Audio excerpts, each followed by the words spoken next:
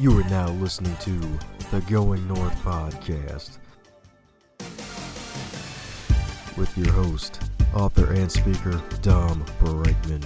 And every Monday and Thursday, you're going to hear the voice of a different author share their stories, expertise, and their struggles that they had to overcome in life to leave you inspired to get more out of your life.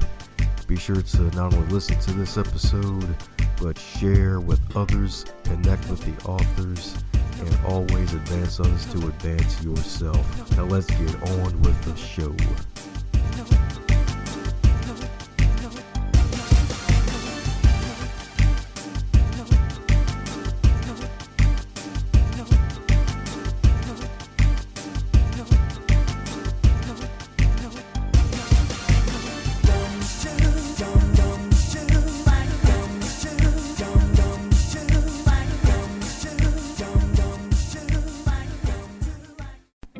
So Happy and Grateful, written by Antonio T. Smith Jr., is life-changing. We are an unhappy people and we make unhappy decisions.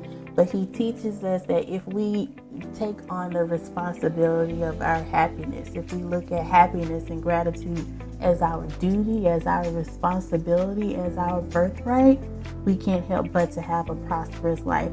Go buy So Happy and Grateful by Antonio T. Smith Jr. You won't be disappointed. And today on the Going North podcast, we're back at you again in more ways than one. That's right. So say it's so good you have to come back twice, and the phoenix rises again from the ashes, baby. For those listening to episode 70 and enjoyed what they heard, we brought back some chocolate goodness for you again on another episode of the podcast. Because this wonderful Reiki master has been on a journey, baby. And on the journey, she first had a part of a co-author project from Grief to Grind, and now she's part of another co-author series of Blue Girl Turn Gold, Volume 3, the trifecta of the blue gold goodness.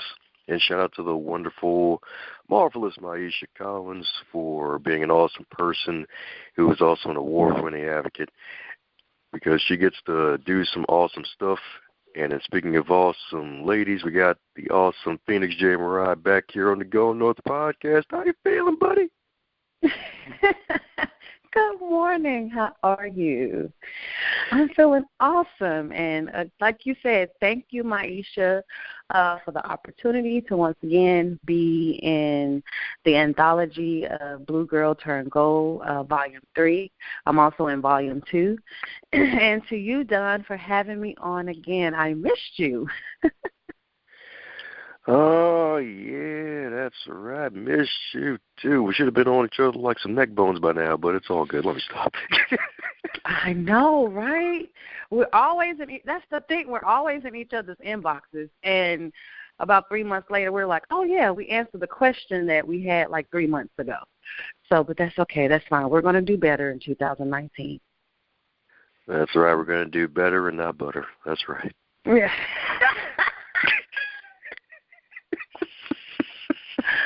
Oh, my gosh. What am I going to do with you? Oh, no, we're going to do a lot. Yes, we are. You are right about that. We are going to do a lot. Indeed, we are. Yes. Between your radio waves and my energy, we're going to reach, oh, gosh, yes. We have a lot of things that we're going to do. That's right. Mountain Dew, baby, chocolate style. That's right. Oh, yes, indeed.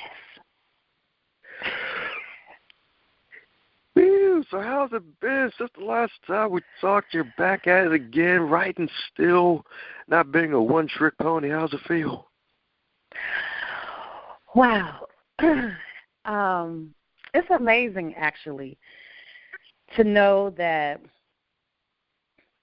the life that I dreamed of at 15, 16 years old, that I'm now living that life. I remember the first time that I allowed my writing to come forth. I was probably about 16, 17 years old in high school and in Texas. Well, for sure in other states, too, we have what we call the UIL competitions. And my English teacher asked me to be in the competition. And, of course, I didn't want to because I was always the only little chocolate drop at these competitions. So this particular year, I decided that I was going to go ahead and write. And I wrote about a young lady who was celebrating her birthday, and she wanted to have this big party, but she only wanted, these particular friends with her. And she ended up getting sick while they was at the mall, and she ended up passing away. Well, the reason why she passed away is because she had sex with an older guy, right? I wrote this story at 15, 16. She had the sex with an older guy, and she had contracted AIDS. So she passed away. Yes. And I wrote this at 15, 16 years old. So I ended up winning an award. And that story was placed in the UIL books. But then, of course, I had a detour in life, and I hadn't I haven't wrote anything in years. So now to be on my fourth anthology, 2 of the same anthologies, but I'm in volumes 2 and 3 and then 1 and 2. So this is my 4th one, and I'm just blessed that the flowing has come, and I'm able to just write freely without any convictions. I don't care what anybody has to say, as we discussed before. From Grief to Grind, Volume 1, Chapter 4, The Spirit Within. If you're not ready to hear about the spirit of lust, it's probably not the chapter that you want to read. Probably not the chapter that you want to read. And if your ears or your eyes are Christian-fied, or however we want to say it, that's probably not the chapter that you desire to read either. But if you are a woman that is looking to be set free from the spirit of lust and the spirit of disappointment and shame and fear, then that's the chapter that you need to read. So. Oh, yeah. Heck, even some Christian women have probably been through what you've gone through in a variation of ways. So, don't worry. Don't worry. I mean, if you've been sheltered all your life, then avoid it. If not, then I would just go for it. Just buy the whole book. Buy 5 copies. Yes. One for every finger on one hand, and give them out to people. Make sure children read chapter 4. I'm just messing with you. Don't read chapter 4. Yeah, make sure no children are in the room with you. This is not a bedtime story. But there's a bed involved, though. Let me stop. Oh, is it my father? which leads into, I'm telling you, which leads into the chapter that's going to be in Blue Girl Turn Gold. I'm telling you, the spirit of lust is something that we take it for granted, and it is displaced as love. And that's exactly what happened over 15 years, 24 years of my life. The spirit of lust controlled me, and I displaced it as love, and I thought I was in love with this man. And actually, lust was there, assassinating every spiritual gift within me, because lust is one of the 7 deadly sins. And so how was I ever going to get to the woman that I am today, being covered with a man's lust? Because, see, when I took on him, I took on his demons and everything too. So as I was laying with him nightly, monthly, weekly, he was depositing that inside of me. So in order for me to get rid of that, I had to take my whole mind, body, soul, and essence through a detox and not be afraid of my sexuality. Now I get it. That's why I released in Blue Girls Turn Gold, Volume 3, about my sexuality. I'm not a hoe and I'm not a nympho. I'm a sexual being who enjoys. And when I say enjoy, I enjoy the thing that God created for us. That's a form of worship. It's not recreation. We take it as recreation. It's not recreation. Sex is not recreational. It's a worship. It's a form of worship. And when I'm going to stay politically correct, when a god and a goddess comes together sexually, there are things that can be moved in the spiritual realm that cannot be moved in the natural. And that's my desire in Blue Girls Turn Gold Volume 3, is to teach women that, to take back your power, your essence that lies within your G-spot, that God spot where the inner G, your inner Godness, your God consciousness lives. Yeah, that's my desire. Oh, yeah, more ways than one and more ways than one. That's right. Hey, that's right, the spot that everybody loves, baby. Let me stop.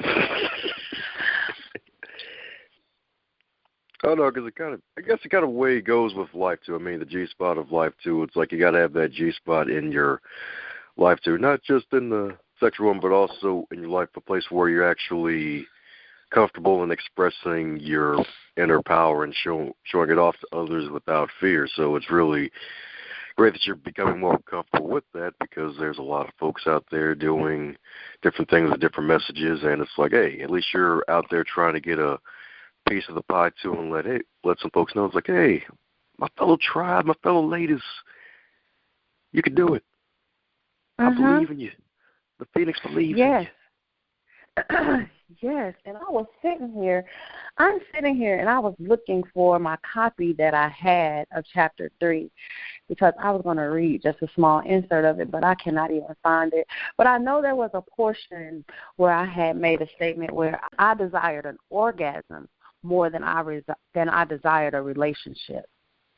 And when I've read that, I've realized that even meant my relationship with God. Like, I was so caught up in a feeling that's all I wanted. All I wanted was that release. Get this orgasm over with, get your butt up and leave. That's where I was, until I realized what I was doing to my temple and what I was doing to the spirit within me. And that's when the spirit said, what is wrong with you? Get it together. And I realized that the whole time they were taking away the inner G. Because every time we release women and we're having sex with these men, they are taking essence away from us. They are taking power away from us. Every time he say he likes the way you do what you do on that thing, he's taking power away from you. And then when we get to the point that we don't understand who we are, we can't accept who we are, that's because we have allowed these men to come in and snatch away the power from the energy of our God spot, our G spot. That's a powerful thing to understand that. And once we understand that, women, we will not allow each and every man to just deposit himself within us. And neither will we allow him just to enter us either. Oh, yeah, that's right. And then you create all sorts of unnecessary soul ties, too. Exactly. And that is why so many of us women are lost when it comes to understanding what love is. Because the first time we thought love was when we laid down on our back and we opened up our legs and we had a man tell us, girl, you can throw that thing. That's what we do. So we figured, he said that to us, and then because he says these 3 words, I love you, girl, I love you, we take that in because we are emotional creatures. We are emotional beings. So we're going to take those 3 words that have conditioned us throughout the years. Those 3 words have conditioned us to believe how a man treats us, how a man buys us, if he buys us this, he buys us that, he put us in this big house and da-da-da. That's love. No, it's not, because we're dying in the inside. I would rather be in a shack, efficiency, with everything right up in it, with somebody that loves me, than living in a mansion and dying. And I mean that. I would rather be homeless with a man who loves me and loves every part of me than living in a mansion with a man who don't know me.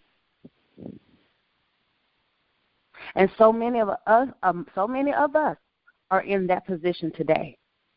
We laugh at the women who have a man, but her car may be ragged out. She may not live in the best house. But, honey, that man is loving her to death. But we praise the woman who lives in the big house, who drives the fancy cars and got the Mercedes and the BMW and the fancy house. We praise her, but she's dying in the inside. The way our minds have been conditioned to see the displace of love, that's what we have to wipe away from our eyes. That's not love. It's not love at all. Yeah.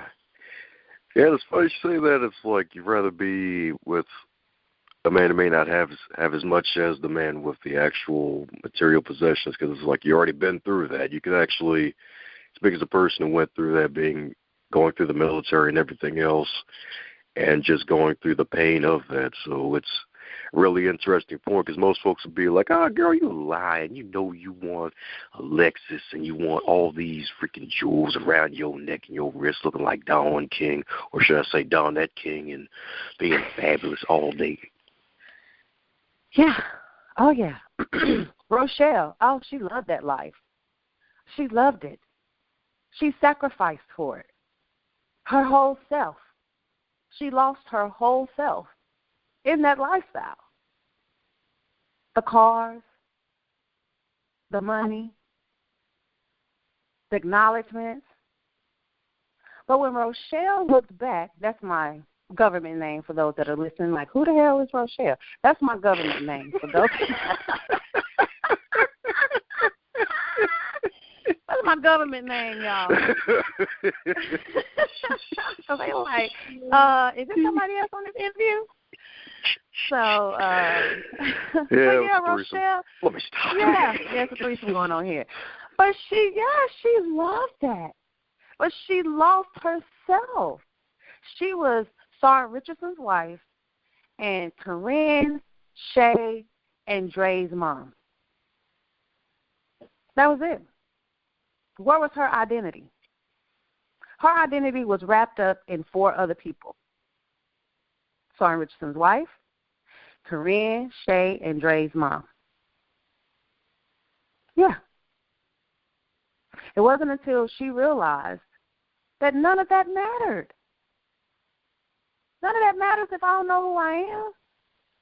Living in this big old house, driving this fancy car, looking at this paycheck once a month is not worth all of that if I'm dying. That's where From Grief to Grind Volume 2 comes in. Where did I go? Where did I lose myself? Well, I'm going to write about my lifestyle in the military, how I lost myself to the lifestyle of the military. It wasn't just the marriage that I lost myself in. I lost myself in that lifestyle. I was a country girl from Bethlehem, Texas. Yes, Bethlehem, Texas. A small community of Black American people who have lived there for I don't know how long, for generations. I grew up with everybody. Whoever I started kindergarten with is who I graduated with. I graduated with 12 people in my class.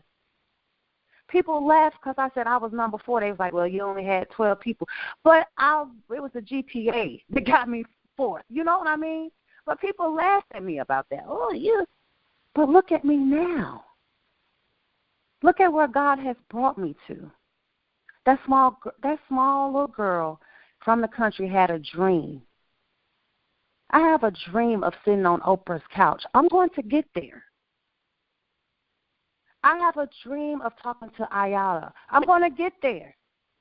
I have a dream of seeing Steve Harvey. I'm going to get there.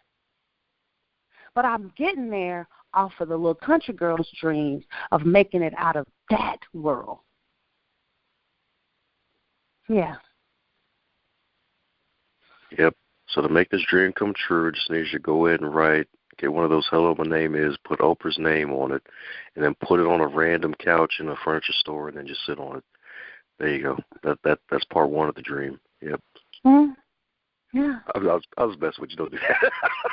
Don't actually do I'm that. telling you. Look, you don't have. I have had so many.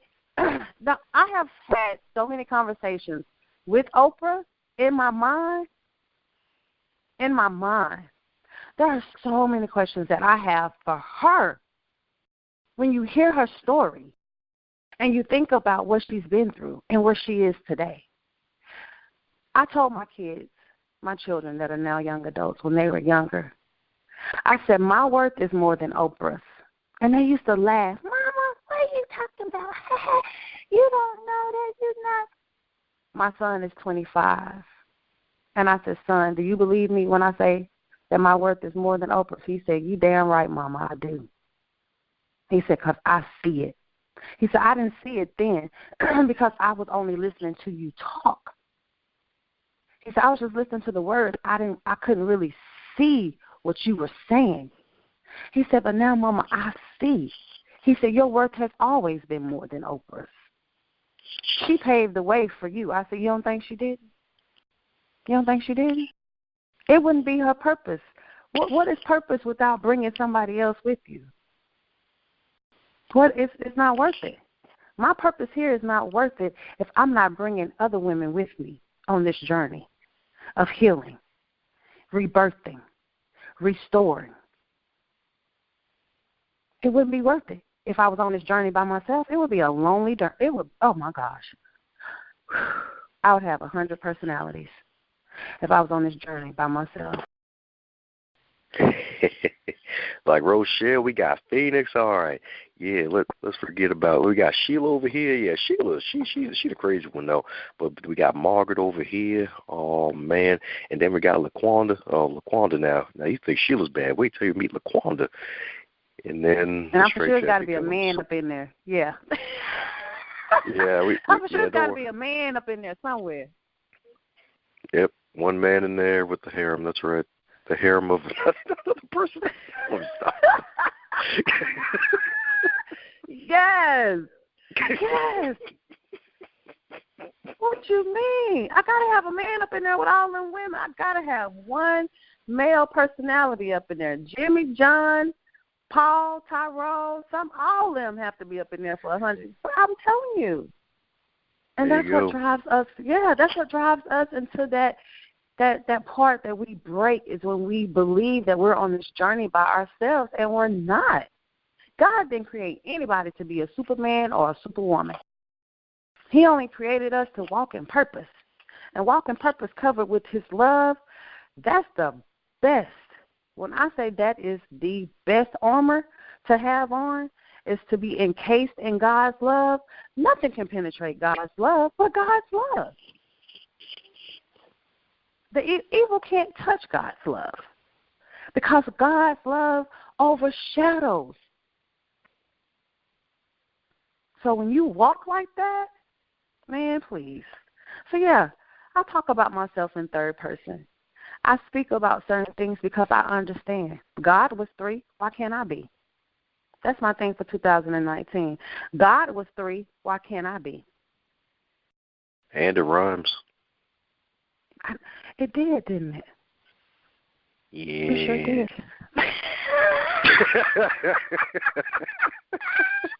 It sure did. God is 3.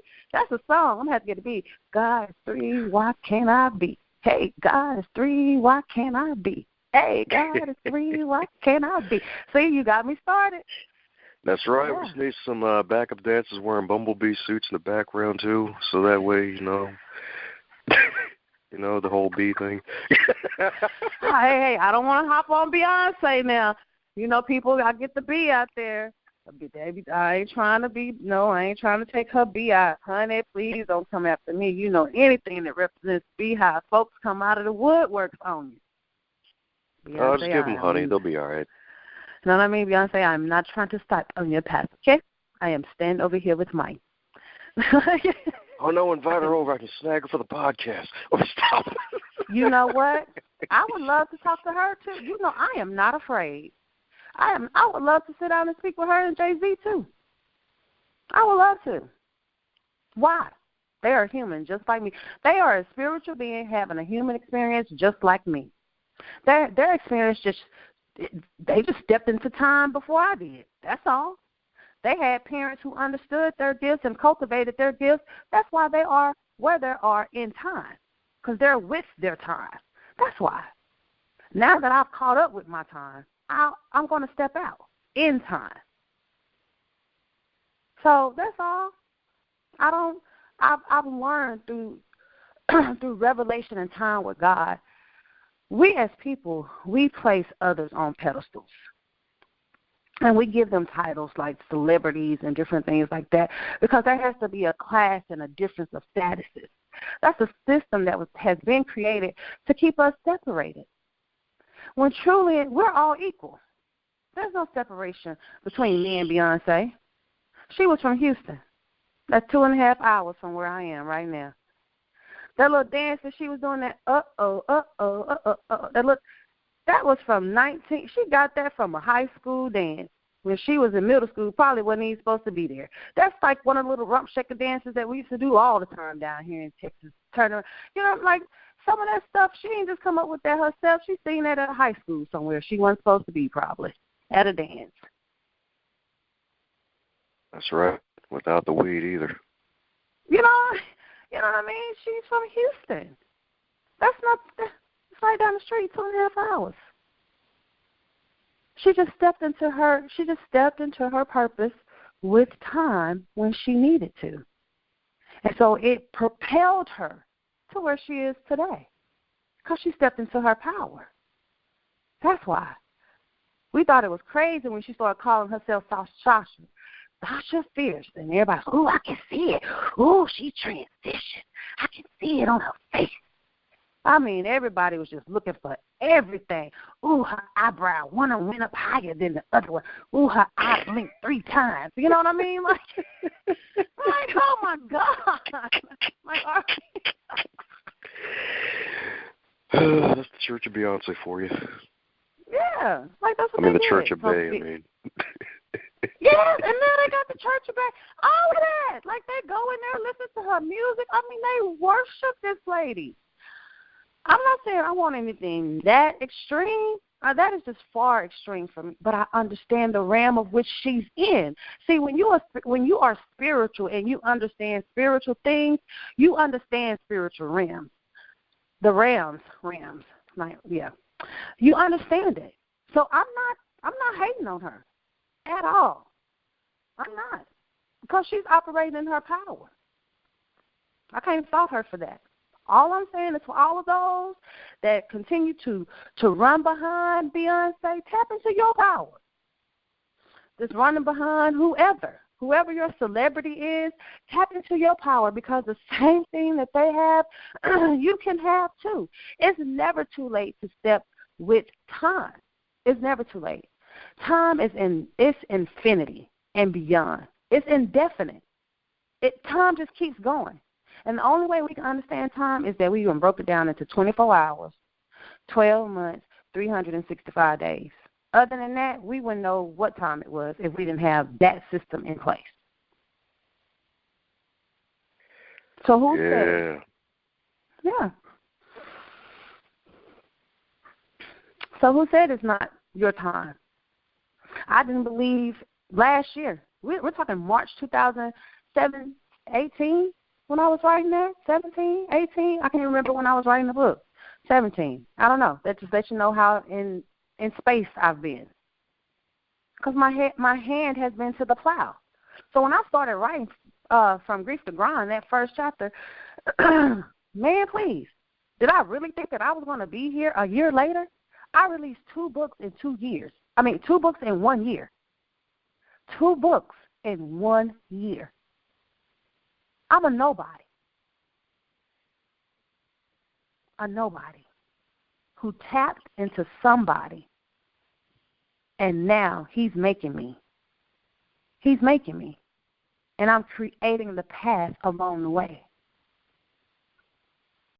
Well, if you mentioned 2 books in 2 years, is there anything that you would do differently after publishing the first one and soon to be releasing the second book? Between the first and the second one, because the first one was From Grief to Grind, the second one was Blue Girl Turned Gold, Volume 2. So those, what I would do differently, slowing myself down and understanding the reader.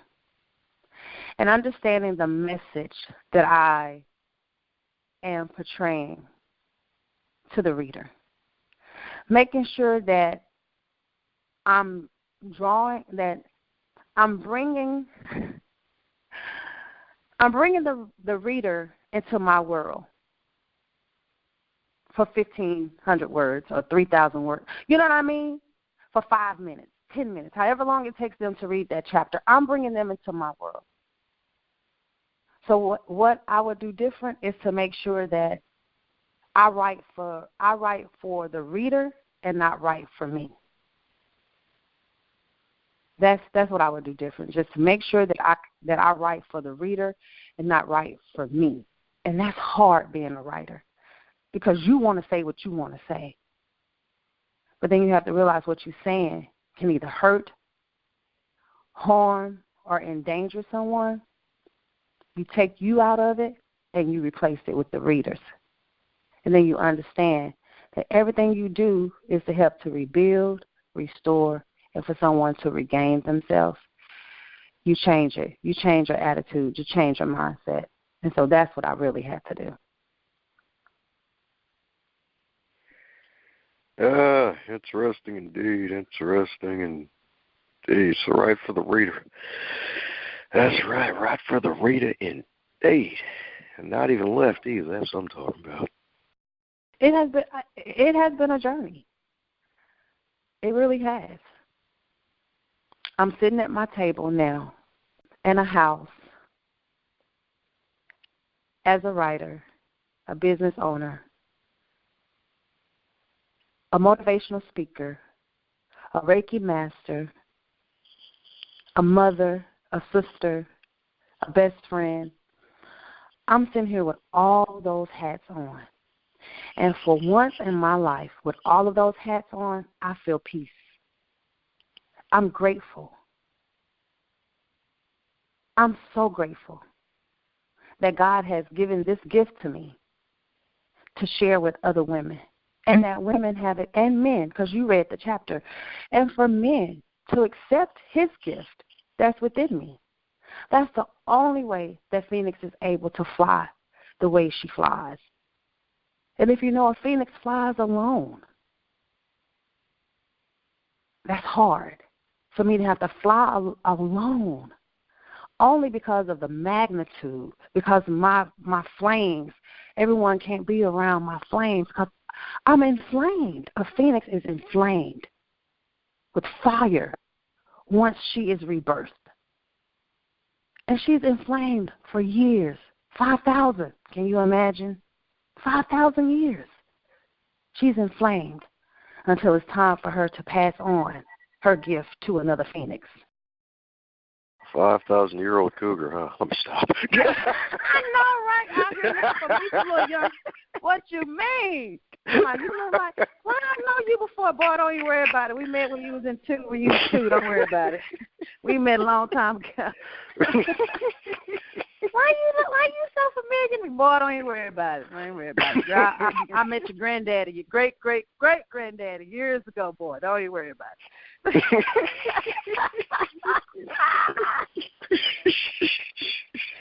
I told your granddaddy I was going to take care of you, boy.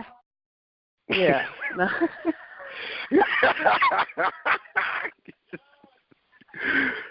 Oh, yeah. Yep. I don't know how or when I'm going to use that one again, but I'm still going to use it. Yes, you better. They're going to be like, what? Did you call me a 5,000-year-old cougar? That's right. Folks wouldn't get that at all.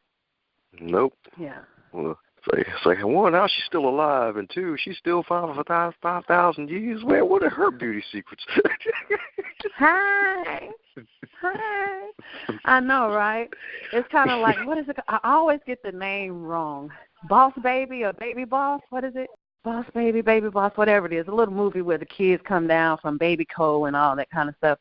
Well, at the end of the movie, the old man falls into the formula, and he goes back into a baby. And so he's like, I'm going to get you, blah, blah, blah. And so his brother picks him up, and he puts the pacifier in his mouth, and he said, this time we're going to raise him right. Like, that's... he walks away. And so actually that's how I feel. I feel like God has given me a chance to be in this energy right. Because the last time this energy came to me, I wasn't right. I wasn't ready.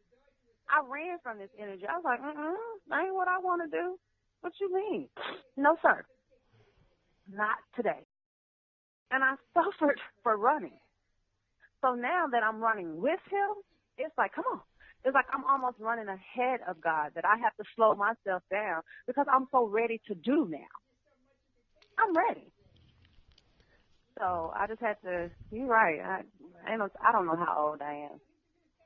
I feel like I'm 45. I'm serious. I'm 45, but inside I feel like I am in my 20s. Like I feel young. And 45, yeah. But hey, black don't crack. No, we don't. No, it does not. Well, except from the Beyond area. I mean, that's probably the only place you actually crack, but that's beside the point, you know. Exactly. That is it. Only where the good Lord split you. But, yes. I love that saying. Yeah, only where the good Lord split you. That's the only place we crack. There you go. There you go. You just had to get her started. You know, whew. Yeah. See, one of these days, Steve Harvey gonna come looking for me. He's gonna be like, "Where's that Phoenix at? I need to talk to her." I'm like, "I've been waiting on you, Steve. I want to show you what this 5,000-year-old cougar got for you."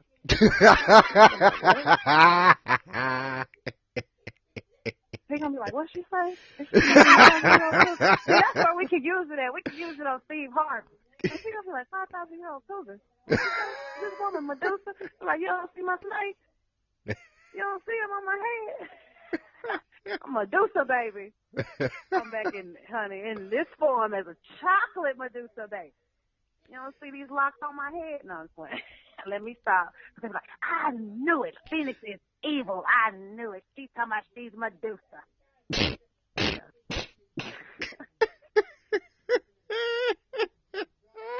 You know, you can't play, you can't say a joke, you can't say nothing. It'll be a whole post. I knew it.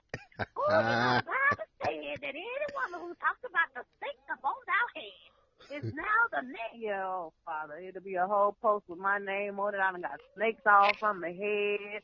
I'm wrapped up in a snake. I'm holding the snake. Snake got my feet. Oh, yeah, just don't do that. Yeah.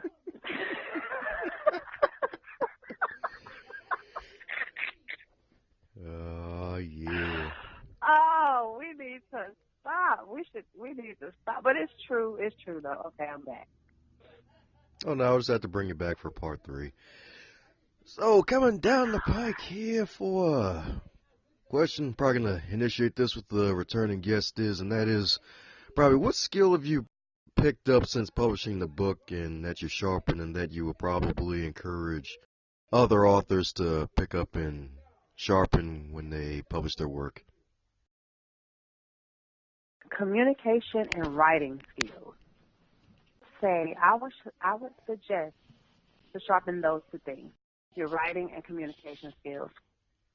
I'm in college for my bachelor's in liberal studies with concentration in psychology and sociology, where I will soon pursue my master's degree in liberal studies with concentration on African American studies. Communication, horrible for me. I was at home for 20 years with 3 children, so my vocabulary was very small. And it is, and I'll say it is still small to me. I say that for me. So I took a business communication class last semester, and oh my goodness, I realized that I can write. Oh man, I sound so good when I write. I can use words, and I'm like, oh girl, really? But then when I speak, it's just something in my brain that just doesn't click. So even public speaking, taking a public speaking class, I'm now in a technical writing class where it's mainly about the workplace writing, like writing memos and different things like that. But I'm learning how to write to my audience. So taking those extra continued education classes, even at your local college, if they have free classes that you can take, seminars, webinars that they have online, sometimes that's for writing skills and different things like that. Just find it in your area to help you to write. So that way you will feel comfortable in releasing what it is that you desire to release and be comfortable in that as well. So definitely enhance your communication skills and your writing skills. Oh, yeah, all puns intended, that's right. Well, alrighty, so any final thoughts for the folks still listening to help them stay inspired on their way to greatness?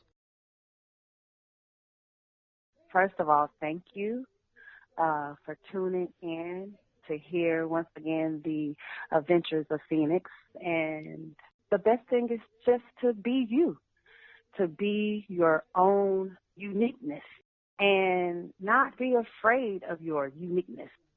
And because it looks different from those around you, and if it does look different than those around you, it probably means that you need to find another circle to go to, because there are those out there that are on the path of purpose and destiny just like you.